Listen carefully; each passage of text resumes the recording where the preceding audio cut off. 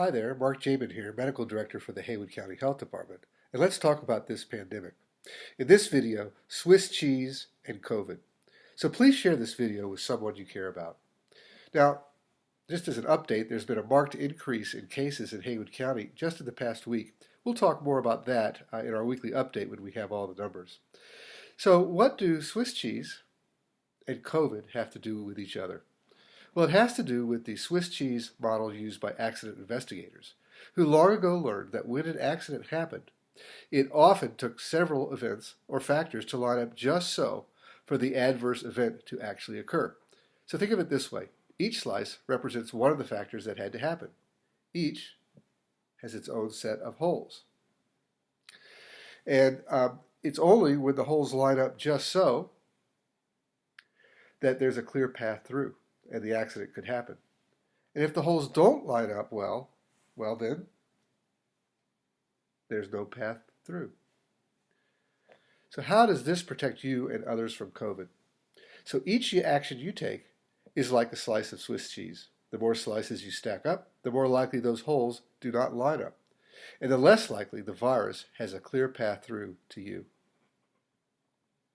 So if you want to know more about how much effect each action has, take a look at this tool put together by Dr. Alexandra Zajac.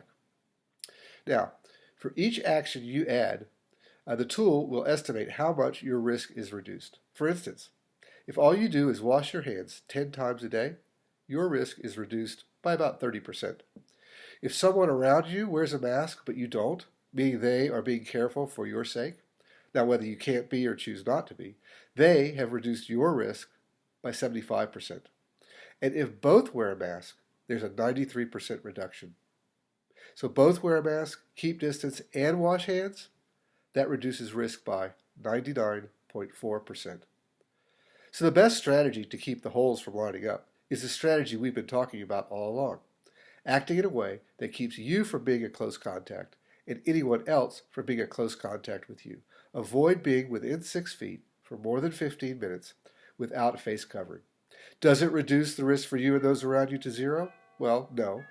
But it does mean that if you do these actions, you have reduced your chances to 0.6%.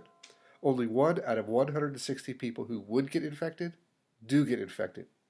And even if you can only do these things 80% of the time, but you're careful in the high-risk situations like gatherings, crowded spaces, indoors, loud voices, your chance would still be markedly reduced. And the result? We get the virus under control, we get back both our health and the economy. And if you've not been so inclined to practice these measures, now that we are past the election, I do hope you will be open to think differently about how health and safety, physical health, emotional health, spiritual health, and jobs in the economy, economic health, line up with each other so we can all have a safe path through. And it now looks like our next spike in Haywood County is here. So be well and be careful, especially right now.